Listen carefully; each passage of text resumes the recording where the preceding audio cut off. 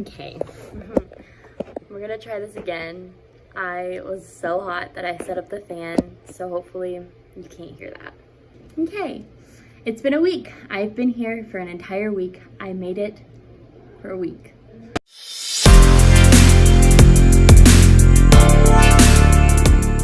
I'm gonna be super honest with you, this week was a really hard week. There was many times where I was like, okay, I can't do this. This is not something for me.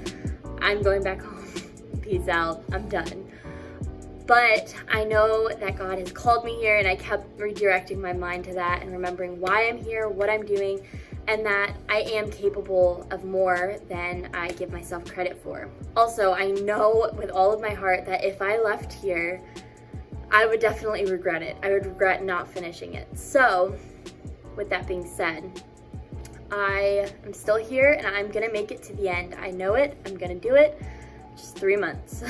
This week we read about Genesis. No, we didn't read about it. We read Genesis, Exodus, and Leviticus. And I kind of just wanted to share with you something that kind of was part of my homework and also something that God spoke to me through Moses. So for our homework, we had to pick a biblical principle from different parts of what we read that week. So I picked obedience with Moses. When God first called Moses, he had all of the excuses in the world. He was like, I am not doing this. Like, I can't do it because of this, and this. And God listened to him and he did not take the excuses. Like, he came back to him and was like, no, we can do this. We can do this. God knew that Moses was a man for the job. And I felt like, honestly, that's me a lot of the times. I am the greatest at coming up with excuses. Even for like my YouTube channel. And each week, it's like, okay, is this the week that I can just like not do this and like peace out? As much as I love doing it, it's definitely stretching. And yeah, and doing this school, like, whew, it's something.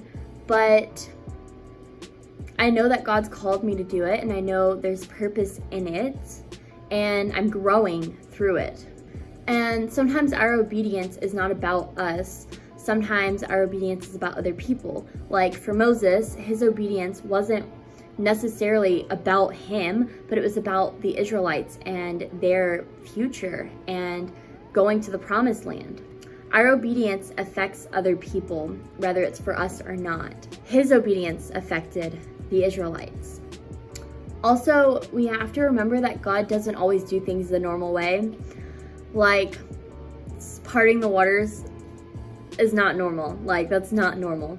And sometimes there's things in our life where we're like, this isn't normal. Like, this is not how it should go.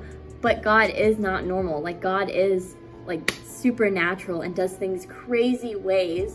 And we just have to grow and trust him and lean on him in those times where we're just like, I don't understand this. Like, I don't understand why he's doing it this way, but trusting that he's doing it the way that's best.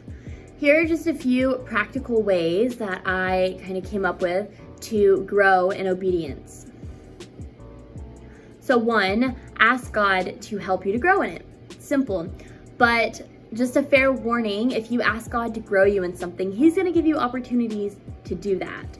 So that's just a warning that he will give you opportunities to grow in obedience. He will be speaking to you in ways to be obedient. That's just your warning. So, 2. Number 2 is to be obedient in the small ways, and like simply giving someone a hug or an encouraging word or buying them a coffee. Yeah, that's a simple way, but you can grow in that. Like, that's just starting somewhere and growing in that. Number 3 is just do it. Sometimes we ponder on things and we're like, okay, like, am I supposed to do this? Am I not? Is this you, God? Blah, blah, blah. But sometimes it's just, you just have to do it. If it's good and you feel like it will encourage someone, then do it. If it's, yeah, I don't know what else to add to that. I know someone asked me, they were like, oh, I felt like I was supposed to give to this person to support them financially, and I just wasn't sure, like, I don't know. And I'm like, okay, one, the enemy's not going to tell you to support someone financially, like to encourage them and to grow. Like, so it's not from the enemy. And if it's from you, if it's something in your heart, then like just do it. Like God's going to provide for you. And yeah, just don't, be generous. Like be obedient if it's God. And if you're not sure if it's God or not, still do it. Like be generous. And my fourth and final practical way is share with someone that you want to grow in obedience. And doing that, they can A, be praying for you, and B, keep you accountable. And yeah, like with my YouTube channel, I have 3 other people that keep me accountable and encourage me in making videos.